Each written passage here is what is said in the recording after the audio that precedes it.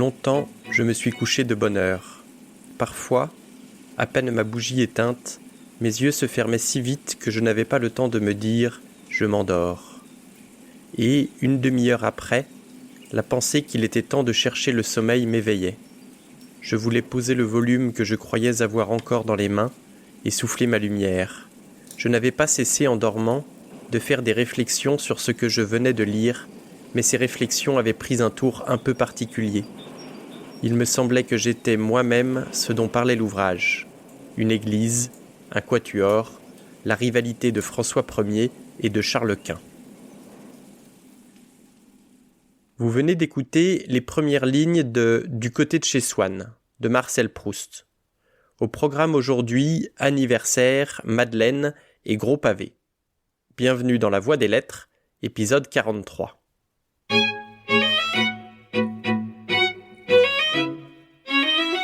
« 2022 marque le 100e anniversaire de la mort de Marcel Proust. Si vous avez passé toute l'année sans le savoir, ce n'est pas bien grave, il vous en veut pas. Mais quand même, Proust, c'est pas n'importe qui. C'est sûrement l'auteur le moins lu parmi les romanciers célèbres, et quand tout le monde parle de vous sans même savoir pourquoi, c'est quand même classe. Ça vous met à peu près dans la même cour que Garibaldi, Félix Faure ou Anatole France. Ça fait des jolis noms de rues ou des stations de métro, mais quant à dire pourquoi ils sont connus, aucune idée. Si pas grand monde n'a lu Proust, il a quand même sa petite réputation. Les premières fois qu'on entend son nom, c'est généralement après le groupe nominal Madeleine de, fermez les guillemets. Ça peut être aussi pour ses phrases interminables ou son côté mondain, bref, rien de très sexy. Alors comment en vient-on un jour à lire Proust ? Certains disent qu'il faut au moins se casser une jambe, plusieurs semaines alitées étant un strict minimum pour se lancer dans À la recherche du temps perdu, son œuvre principale. Avec 7 tomes, 3000 pages et 1,5 million de mots, c'est l'un des romans les plus longs jamais publiés. Ça représente 3 fois Les Misérables de Victor Hugo, qui couvre pourtant 5 volumes bien épais. Pour une comparaison plus récente, c'est à peu près aussi long que les 7 tomes d'Harry Potter, plus les 4 tomes de Twilight. Mais trêve de statistiques, le meilleur moyen de découvrir Proust est encore de le lire. C'est ainsi que, pendant longtemps, quand, réveillé la nuit, je me ressouvenais de Combray, je n'en revis jamais que cette sorte de pan lumineux, découpé au milieu d'indistinctes ténèbres, pareil à ceux que l'embrasement d'un feu de Bengale ou quelques projections électriques éclairent et sectionnent dans un édifice dont les autres parties restent plongées dans la nuit. À la base assez large, le petit salon, la salle à manger, l'amorce de l'allée obscure par où arriverait M. Swann, l'auteur inconscient de mes tristesses, le vestibule où je m'acheminais vers la première marche de l'escalier, si cruel à monter, qui constituait à lui seul le tronc fort étroit de cette pyramide irrégulière, et, au fait, ma chambre à coucher, avec le petit couloir à porte vitrée pour l'entrée de maman. En un mot, toujours vu à la même heure, isolé de tout ce qu'il pouvait y avoir autour, se détachant seul sur l'obscurité, le décor strictement nécessaire, comme celui qu'on voit indiqué en tête des vieilles pièces pour les représentations en province, au drame de mon déshabillage. Comme si Combray n'avait consisté qu'en 2 étages, reliés par un mince escalier, et comme s'il n'y avait jamais été que 7 heures du soir. À vrai dire, j'aurais pu répondre à qui m'eût interrogé que Combray comprenait encore autre chose et existait à d'autres heures. Mais, comme ce que je m'en serais rappelé m'eût été fourni seulement par la mémoire volontaire, la mémoire de l'intelligence, et comme les renseignements qu'elle donne sur le passé ne conservent rien de lui, je n'aurais jamais eu envie de songer à ce reste de Combray. Tout cela était en réalité mort pour moi. Mort à jamais ? C'était possible. Il y a beaucoup de hasard en tout ceci, et un second hasard, celui de notre mort, souvent ne nous permet pas d'attendre longtemps les faveurs du premier.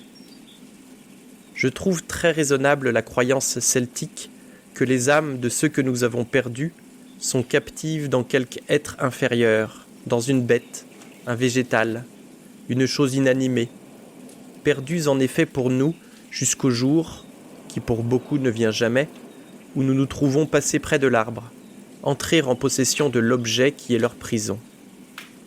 Alors elles tressaillent, nous appellent, et sitôt que nous les avons reconnues, l'enchantement est brisé. Délivrées par nous, elles ont vaincu la mort et reviennent vivre avec nous. Il en est ainsi de notre passé. Ces peines perdues que nous cherchions à l'évoquer, tous les efforts de notre intelligence sont inutiles. Il est caché hors de son domaine et de sa portée, en quelque objet matériel, en la sensation que nous donnerait cet objet matériel, que nous ne soupçonnons pas. Cet objet, il dépend du hasard que nous le rencontrions avant de mourir, ou que nous ne le rencontrions pas. À première vue, on pourrait prendre la recherche pour un roman autobiographique. Le narrateur parle à la première personne et la distinction entre ce « je » et l'auteur n'est pas immédiate. Mais Proust, au détour de conversation ou de sa correspondance, met en garde le lecteur. Il n'est pas le personnage principal de son roman. Maintenant qu'on sait ce qu'il n'est pas, tâchons d'en apprendre un peu plus sur ce héros. Dans les premières pages de la recherche, le narrateur se rappelle son enfance à Combray, petite ville imaginaire au sud de Paris. Le soir, en se couchant, il attend nerveusement que sa mère vienne l'embrasser et lui dire une histoire pour s'endormir. Il se souvient surtout de certains soirs où, recevant du monde à dîner, sa mère ne peut pas s'éclipser pour lui donner un baiser. Il nous décrit alors son angoisse, les stratagèmes qu'il invente, les domestiques qu'il sonne pour remettre discrètement un message à sa mère. Parmi les invités que ses parents reçoivent, il y a Charles Swann, un voisin élégant et très cultivé qui se serait coupé du grand monde parisien en faisant un mauvais mariage. Hormis l'attente du baiser de sa mère, Combray, c'est aussi les balades le long de la Vivonne et les clochers de Martinville qui dépassent au loin des collines. Après le déjeuner, la famille va souvent se promener dans la campagne avoisinante et utilise pour cela une des deux entrées de la maison. Ces portes mènent à deux balades qu'on ne faisait jamais la même journée, opposant ainsi dans l'imagination de notre jeune héros le côté de chez Swann et le côté de Guermantes. Car il y avait autour de Combray deux côtés pour les promenades, et si opposés qu'on ne sortait pas en effet de chez nous par la même porte quand on voulait aller d'un côté ou de l'autre. Le côté de Méséglise-la-Vineuse, qu'on appelait aussi le côté de chez Swann, parce qu'on passait devant la propriété de Monsieur Swann pour aller par là, et le côté de Guermantes. De Méséglise-la-Vineuse, à vrai dire, je n'ai jamais connu que le côté et des gens étrangers qui venaient le dimanche se promener à Combray. Des gens que, cette fois, ma tante elle-même et nous tous ne connaissions point, et qu'à ce signe on tenait pour des gens qui seront venus de Méséglise. Quant à Guermantes, je devais un jour en connaître davantage, mais bien plus tard seulement. Et pendant toute mon adolescence, si Méséglise était pour moi quelque chose d'inaccessible comme l'horizon, dérobé à la vue, si loin qu'on allât, par les plis d'un terrain qui ne ressemblait déjà plus à celui de Combray, Guermantes, lui, ne m'est apparu que comme le terme plutôt idéal que réel de son propre côté, une sorte d'expression géographique abstraite, comme la ligne de l'équateur, comme le pôle, comme l'Orient. Alors, prendre par Guermantes pour aller à Méséglise, ou le contraire, m'eût semblé une expression aussi dénuée de sens que prendre par l'Est pour aller à l'Ouest. Cette maison de famille où a grandi le narrateur est celle de sa tante Léonie. Déjà âgée au début du roman, celle-ci ne quitte jamais son lit, si ce n'est pour épier par la fenêtre ses concitoyens se rendant à la messe. Bien qu'elle ne sorte jamais de sa chambre, même pour manger, elle régit la vie de la maisonnée et fait, suivant ses demandes, le bonheur ou le malheur des domestiques. Le dimanche matin, en montant dire bonjour à sa tante, le narrateur reçoit un morceau de madeleine trempé dans du thé. En buvant bien des années plus tard une cuillère de thé tout en mâchant une madeleine, c'est ce souvenir d'enfance oublié qui refera surface et amènera avec lui toute l'atmosphère de Combray. C'est cette mémoire involontaire, cette réminiscence fondée sur les sensations, qu'on appelle la Madeleine de Proust, et qui a fait couler autant d'encre. Et ce n'est pas une métaphore, Proust est sûrement l'auteur le plus étudié, avec 315 thèses soutenues rien qu'en France. À raison de 200 pages par thèse, cela fait 10 fois plus de pages que les 7 tomes combinés d'À la recherche du temps perdu. Prenons prétexte de cette Madeleine pour replonger nous aussi dans les souvenirs de Combray et rencontrer un autre personnage central de la recherche, celle qui accompagnera le narrateur pendant toute sa vie, Françoise. Elle avait deviné que Françoise n'aimait pas son gendre, et qu'il lui gâtait le plaisir qu'elle avait à être avec sa fille, avec qui elle ne causait pas aussi librement quand il était là. Aussi, quand Françoise allait les voir, à quelques lieues de Combray, maman lui disait en souriant « N'est-ce pas, Françoise, si Julien a été obligé de s'absenter, et si vous avez Marguerite à vous toute seule pour toute la journée, vous serez désolée, mais vous vous ferez une raison ?» Et Françoise disait en riant « Madame sait tout. Madame est pire que les rayons X. » Elle disait X avec une difficulté affectée, et un sourire pour se railler elle-même, ignorante, d'employer ce terme savant. Qu'on a fait venir pour Madame Octave, et qui voit ce que vous avez dans le cœur. Et disparaissait, confuse qu'on s'occupât d'elle, peut-être pour qu'on ne la vît pas pleurer. Maman était la première personne qui lui donna cette douce émotion de sentir que sa vie, ses bonheurs, ses chagrins de paysanne pouvaient présenter de l'intérêt, être un motif de joie ou de tristesse pour une autre qu'elle-même. Ma tante se résignait à se priver un peu d'elle pendant notre séjour, sachant combien ma mère appréciait le service de cette bonne, si intelligente et active, qui était aussi belle dès 5 heures du matin dans sa cuisine, sous son bonnet dont le tuyautage éclatant et fixe avait l'air d'être en biscuit, que pour aller à la grand-messe, qui faisait tout bien, travaillant comme un cheval, qu'elle fût bien portante ou non, mais sans bruit, sans avoir l'air de rien faire, la seule des bonnes de ma tante qui, quand maman demandait de l'eau chaude ou du café noir, les apportait vraiment bouillants. Elle était un de ces serviteurs qui, dans une maison, sont à la fois ceux qui déplaisent le plus au premier abord à un étranger, peut-être parce qu'ils ne prennent pas la peine de faire sa conquête, et n'ont pas pour lui de prévenance, sachant très bien qu'ils n'ont aucun besoin de lui, qu'on cesserait de le recevoir plutôt que de les renvoyer, et qui sont en revanche ceux à qui tiennent le plus les maîtres, qui ont éprouvé leur capacité réelle, et ne se soucient pas de cet agrément superficiel, de ce bavardage servile qui fait favorablement impression à un visiteur, mais qui recouvre souvent une inéducable nullité. Laissons pour un moment Françoise et le narrateur à Combray, et intéressons-nous au livre lui-même.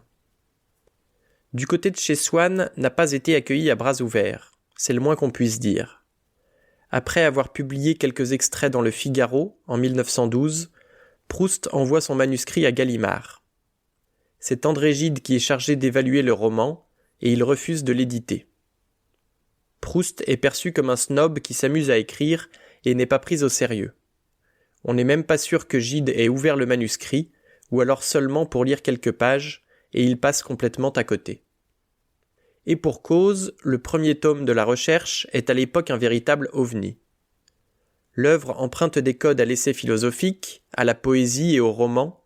C'est un récit bizarre dont on ne comprend pas l'enjeu. Aujourd'hui, un lecteur qui s'attaque au premier tome sait qu'il y en a 6 autres, et qu'il n'aura pas le fin mot de l'histoire au bout de 500 pages. Au moment de la publication, on ne sait rien. Du côté de chez Swann sera ainsi refusé de toutes les maisons d'édition auxquelles il a été proposé, et Proust le publiera à compte d'auteur, c'est-à-dire avec ses propres fonds, en 1913. Le roman est assez bien reçu dans les milieux littéraires français et aura un peu de succès à l'étranger, mais rien d'exceptionnel. Il faudra attendre le 2e tome et un certain prix Goncourt pour que Proust commence à être connu. Sa renommée restera toutefois cantonnée à une élite lettrée et ne deviendra populaire qu'à partir des années 60, 40 ans après sa mort. Ce couronnement se fera notamment grâce à une interview télévisée de Céleste Albaret, servante dévouée de Proust qui a inspiré le personnage de Françoise dans La Recherche. Le mythe du Proust snob et mondain s'effrite pour laisser la place à un auteur attentionné et très proche du peuple. C'est à partir de là que Proust infusera la culture populaire, depuis la Madeleine jusqu'au tube de Dave en 1975.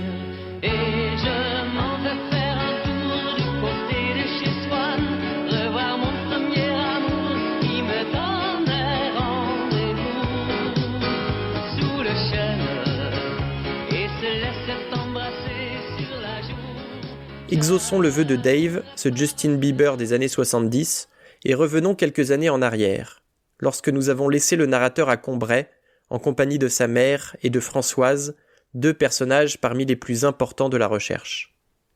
Il y a dans ce premier tome une troisième femme qui va faire une entrée fracassante, au détour d'une promenade, devinez où, du côté de chez Swann. Tout à coup, je m'arrêtai. Je ne pus plus bouger, comme il arrive quand une vision ne s'adresse pas seulement à nos regards, mais requiert des perceptions plus profondes et dispose de notre être tout entier. Une fillette d'un blond roux, qui avait l'air de rentrer de promenade et tenait à la main une bêche de jardinage, nous regardait, levant son visage semé de taches roses. Ses yeux noirs brillaient, et comme je ne savais pas alors, ni ne l'ai appris depuis, réduire en ces éléments objectifs une impression forte, comme je n'avais pas, ainsi qu'on dit, assez d'esprit d'observation pour dégager la notion de leur couleur, pendant longtemps, chaque fois que je repensais à elles, le souvenir de leur éclat se présentait aussitôt à moi comme celui d'un vif azur, puisqu'elle était blonde. De sorte que, peut-être si elle n'avait pas eu des yeux aussi noirs, ce qui frappait tant la première fois qu'on la voyait, je n'aurais pas été, comme je le fus, plus particulièrement amoureux, en elle, de ses yeux bleus. Voici la première rencontre entre le narrateur et Gilberte Swann, fille de Charles Swann. Je laisse à ce balbutiement l'amour du narrateur pour Gilberte pour me concentrer sur Charles Swann. Le premier tome de La Recherche, du côté de chez Swann, est divisé en 3 parties. La première, Combray, se concentre sur l'enfance du narrateur dans la maison de sa tante Léonie. Au bout de 150 pages, Combray se termine et nous nous attendons à suivre un autre épisode de la vie de notre jeune héros. Eh bien, pas du tout. La deuxième partie, intitulée Un amour de Swann, est un flashback d'une 20aine d'années qui raconte l'amour de jeunesse de Charles Swann pour Odette de Crécy, bien avant la naissance de Gilberte qui en est le fruit. Si vous comptez lire À la recherche du temps perdu, il y a différentes stratégies qui se présentent à vous. La première consiste à commencer par la première page du tome 1 et à terminer par la dernière page du tome 7. C'est une approche assez classique, qui a fait ses preuves sur de nombreux autres ouvrages, mais qui peut dérouter lorsque l'on s'attaque à la recherche du temps perdu. Si vous optez pour celle-ci, mon conseil est de lire assez vite les 200 premières pages avant de vous faire un avis, c'est-à-dire tout Combray et de commencer Un amour de Swann. Une autre option pour s'imprégner de l'écriture de Proust sans être complètement perdu est de commencer directement par Un amour de Swann. Ensuite, si vous voulez lire l'intégralité de La Recherche, vous pouvez revenir à Combray et reprendre la stratégie classique, qui consiste à lire une page après l'autre. Vous pouvez aussi ouvrir n'importe quel tome au hasard, commencer à lire et sauter les passages qui vous paraissent longs. Et ce n'est pas ça qui manque. Un amour de Swann est un récit dans le récit, un roman classique qui se suffit à lui-même. C'est une bonne entrée en matière pour s'habituer à la phrase proustienne sans être déboussolé par le fond. On y découvre de nombreux personnages qui vont traverser la recherche, notamment Madame Verdurin, riche bourgeoise qui tient un salon où elle règne en despote et où elle promeut l'art avec un grand A. À son grand désespoir, parce qu'elle n'est pas issue de la noblesse, les princesses et les duchesses ne la reçoivent pas. Elle se console en disant que la compagnie de tels aristocrates serait très ennuyeuse. Elle agit en cela comme le renard de la fable qui, mourant de faim et voyant des raisins qu'il ne peut attraper, jugent finalement qu'ils ne sont pas mûrs. Proust en profite pour se moquer du manque de culture de ces salons qui y prétendent et remplace dans la bouche de Madame Verdurin le renard par un ours. « Ah, je suis contente que vous appréciez mon canapé, » répondit Madame Verdurin. « Et je vous préviens que si vous voulez en voir d'aussi beaux, vous pouvez y renoncer tout de suite. Jamais ils n'ont rien fait de pareil. Les petites chaises aussi sont des merveilles. Tout à l'heure, vous regarderez cela. Chaque bronze correspond comme attribut au petit sujet du siège. Vous savez, vous avez de quoi vous amuser si vous voulez regarder cela. Je vous promets un bon moment.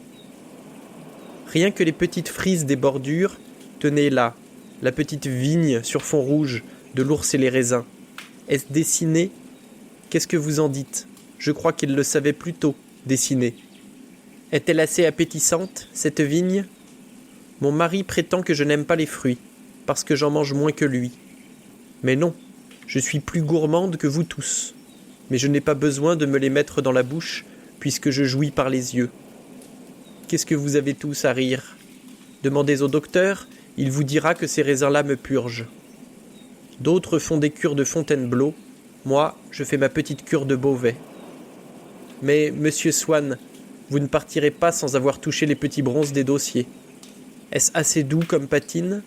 Mais non, à pleine main, touchez-les bien. Ah, si Madame Verdurin commence à plotter les bronzes, nous n'entendrons pas de musique ce soir, dit le peintre. Taisez-vous, vous êtes un vilain. Au fond, dit-elle en se tournant vers Swann, on nous défend à nous autres femmes des choses moins voluptueuses que cela. Mais il n'y a pas une chair comparable à cela. Quand monsieur Verdurin me faisait l'honneur d'être jaloux de moi, allons, sois poli au moins. Ne dis pas que tu ne l'as jamais été. Mais je ne dis absolument rien. Voyons, docteur, je vous prends à témoin. Est-ce que j'ai dit quelque chose ? Swann palpait les bronzes par politesse et n'osait pas cesser tout de suite. Allons, vous les caresserez plus tard. Maintenant, c'est vous qu'on va caresser dans l'oreille. Vous aimez cela, je pense. Voilà un petit jeune homme qui va s'en charger. C'est dans le salon de Madame Verdurin que Swann rencontre Odette, élément déclencheur d'un amour de Swann. Cet épisode étant déjà bien trop long, je vous laisse découvrir la suite de leur histoire par vous-même. Et puis, ne nous précipitons pas, il reste 6 tomes et autant d'épisodes pour découvrir les autres facettes d'À la recherche du temps perdu. C'est tout pour aujourd'hui, merci d'avoir écouté jusqu'à la fin. Si cela vous a plu, je vous invite à partager autour de vous, à me suivre sur les internets, et je vous donne rendez-vous dans 2 semaines pour un nouvel épisode de La Voix des Lettres.